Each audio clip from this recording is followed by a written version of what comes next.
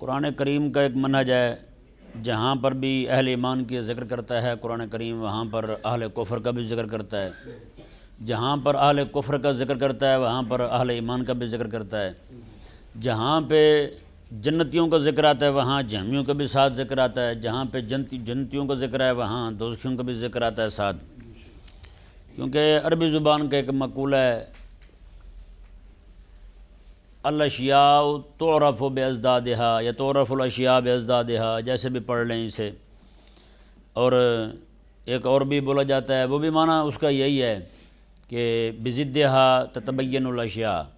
چیزیں جو ہیں اپنی ضد سے پہچانی جاتی ہیں۔ کس سے پہچانی جاتی ہیں؟ اپنی ضد سے پہچانی جاتی ہیں۔ اب وہ جیلی شے نہ ہو تو اصلی کی قدر ہی معلوم نہ ہو، ہے یہ نہیں؟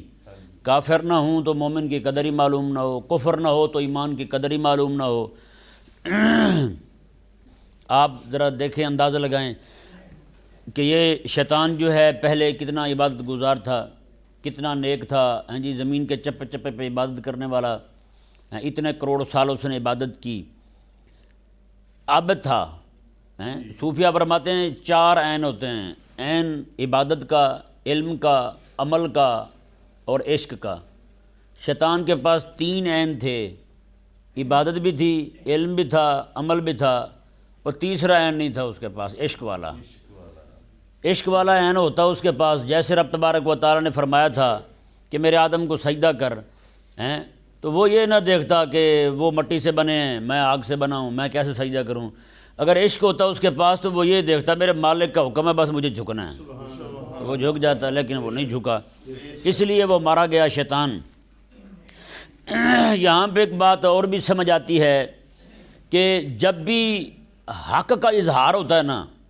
تو اس وقت بڑے بڑے عبادت گزار، بڑے بڑے پردہ نشین جو ہیں وہ بھی اچھل کود کے باہر اپنی ان کی شیطانیت کا بھی اظہار تبھی ہوتا ہے جب حق کا اظہار ہو۔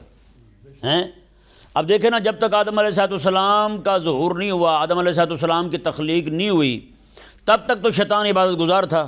اللہ تبارک و تعالیٰ کے ہر حکم کو ماننے والا تھا، اللہ تعالیٰ کو جھکنے والا تھا۔ جیسے آدم علیہ السلام کی تخلیق ہوئی، رب تبارک و تعالیٰ نے فرمایا کہ میرے آدم کو سجدہ کر، شیطان اکڑ گیا، وہیں پہ اڑ گیا، پھنس کر گیا، ہے یہ نہیں؟ تو یہ معلوم ہوتا ہے کہ بندہ، بڑے بڑے عبادت گزار جو ہے نا وہ بھی حق کو دیکھ کر دشمن بن جاتے ہیں اس کے۔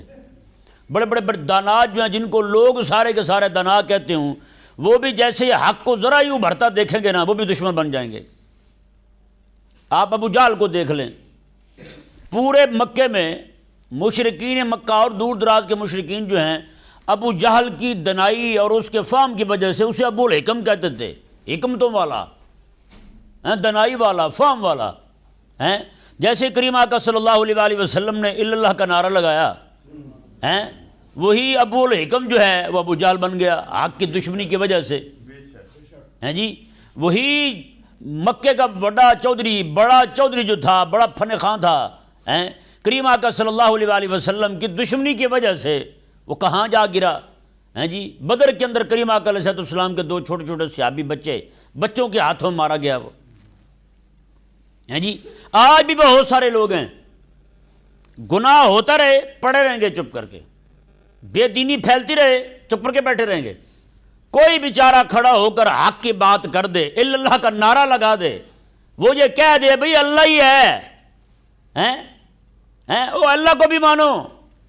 جہاں تم پڑے ہوئے ہو خدا کے لیے وہاں سے ذرا پیچھے آ جاؤ، ذرا واپس آؤ، قدم پیچھے کو ہٹاؤ، رب تعالیٰ کی بارگاہ میں سر جھکاؤ اپنا۔ جی، چھوڑ دو شرک کو، چھوڑ دو تم بتوں کو، چھوڑ دو تم کفر کی تہذیب کو، چھوڑ دو تم انگریز کی کلچر کو، اس کی ثقافت کو چھوڑ دو تم، اور اپناؤ کریم آقا صلی اللہ علیہ وسلم کی سنت کریمہ کو، تاکہ اللہ تبارک و تعالیٰ بھی تم پہ راضی ہو جائے۔ جی، پھر بہت بڑے بڑے لوگ جو پردہ نشین ہوتے ہیں، جو اللہ اللہ کرنے والے ہوتے ہیں، بڑے بڑے صوفی ہوتے ہیں، وہ بھی اچھل کود کے برساتی مینڈکوں کی طرح باہر آ جاتے ہیں، وہ بھی پھر حق کی مخالفت میں کمر بستہ ہو جاتے ہیں، کہتے ہیں نا بھائی یہ کام کیوں، جب ہم نے نہیں کیا تو یہ کیوں کرے، یہ تو وہ کام تھا ہمارے بزرگوں نے نہیں کیا، اس نے کیوں کیا۔ جی، اگر یہی بات ہے تو پھر تو آپ جو عقیدہ تجدید ہے آپ تو اس کے بھی دشمن ہوئے، مجدد جو ہے وہ 100 سال بعد آتا ہے، اور 100 سال میں جو لوگوں نے بدعات دین میں شامل کی ہوتی ہیں ان سب کو کھیڑ پھینکتا ہے۔ 100 سال کے لوگ بھی یہی کہیں یہ تو 100 سال سے ہم کرتے آ رہے ہیں، کسی نے نہیں کہا فلانے بزرگ کا اتنا بڑا پگڑ تھا، فلانے بزرگ کی اتنی جناب بڑی ان کا چوکا تھا، فلانے کی اتنی بڑی پوستین تھی، انہوں نے تو بات نہیں کی، تو ہی کھڑا ہو گیا ہے۔ بھئی یہ تو پھر عقیدہ تجدید کے خلاف ہوا کہ نہیں سمجھ آیا؟ مجدد کا کام ہی یہی ہوتا ہے کہ وہ جناب دین میں در آئی بدعات کو، بدعقیدگی کو، ہر طرح کی لادینیت کو اکھاڑ پھینکے اور کریم آقا علیہ السلام کا دین پھر سے کھڑا کر دے، جیسے دین کو نیا کر دے۔ دین تو وہی ہوتا ہے، مطلب دنیا کے اندر پھیلی ہوئی بدعات کو وہ ختم کرتا ہے مجدد۔ پھر تو آپ اس کے بھی دشمن ہو گئے، پھر آپ تو اس عقیدہ تجدید کے بھی مخالف ہو گئے۔ تو بھئی یہ بات نہیں ہے، اسے امام اہل سنت فرماتے ہیں عرصے سے اذان جو ہے نا جمعے والی، مسجد کے اندر جمعے والی اذان ہو، باقی اذانیں مسجد کے اندر ہو رہی تھی۔ امام اہل سنت امام احمد رضا خان حنفی ماتریدی رحمہ اللہ نے احادیث مبارکہ سے ثابت کیا کہ آقا علیہ السلام کے زمانے میں یہ جمعے والی جو اذان ہے یہ مسجد میں نہیں ہوتی تھی۔ حضور کے صحابہ کے زمانے میں اذان مسجد میں نہیں ہوتی تھی، مسجد کے دروازے پہ ہوتی تھی۔ مسجد کے دروازے پہ آپ بھی دیکھیں تھے نا جمعے کو اذان کہاں ہوتی ہے؟ باہر ہوتی ہے، وہاں پہ مسجد سے باہر ہوتی۔ اذان تو وہاں ہوتی تھی، اس وقت بھی لوگوں نے شور کیا جی یہ کیسے ہو گیا جی، ہیں جی؟ انہوں نے کہا یار اگر پہلے لوگوں کی توجہ نہیں گئی تو اگر میں نے توجہ دلائی ہے آقا علیہ السلام کی سنت کی طرف، حضور کی سنت کا احیاء کروا رہا ہوں، تو اس میں عیب والی کون سی بات ہے؟ کہ نہیں سمجھ آیا مسئلہ؟ ہاں،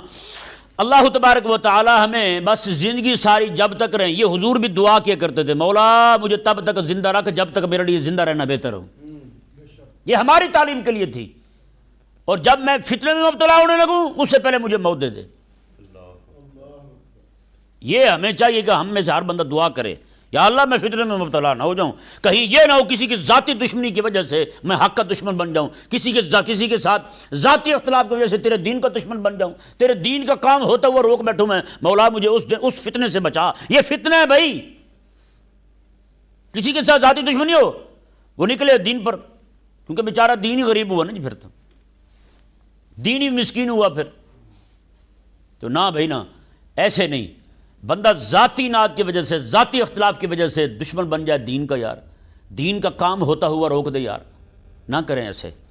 خدا کے لیے باز آ جائیں۔ یہ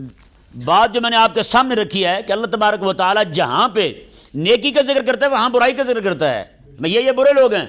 نیکوں کا ذکر کرتا ہے، بروں کا ذکر کرتا ہے، جنتیوں کا ذکر کرتا ہے، جہنمیوں کا ذکر کرتا ہے۔ رب تبارک و تعالی یہ بتانے کے لیے کہ فرمایا کہ چیزیں جو ہیں اپنی ضدوں سے پہچانی جاتی ہیں، بس بندے کو چاہیے کہ وہ رب تبارک و تعالی کی جو جانب ہے نا، جو رب تبارک و تعالی کی پسندیدہ چیزیں ہیں، کم از کم ان کے سامنے نہ کھڑا ہو۔